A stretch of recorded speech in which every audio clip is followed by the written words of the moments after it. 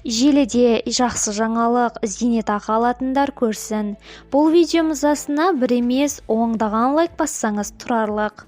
Төтенше жағдай режимі жарияланған аудандар мен қалаларда тұратын мүгедектігі бар азаматтарға 2024 жылы 2 тоқсанда қайта куәландыруға тиіс қызметтер төтенше жағдай режимі аяқталғанға дейін автоматты түрде ұзартылды.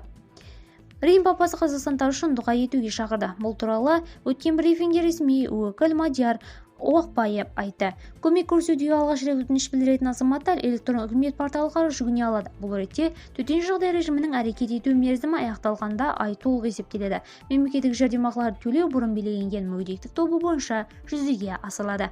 Ресми өкілдің айтуынша, мүгедектігі бар азаматтар бірінші кезектегі тәртіппен санаторлық курорттық емдеумен және техникалық құралдар болмаған немесе су басу кезінде зақымданған жағдайда қамтамасыз етіледі. Сонымен қатар төтенше жағдай жарияланған аудандар мен қалалардағы субсидияланатын жұмыс орындарына орналасқан қазақстандықтардың жалақысы өзгеріссіз қалады.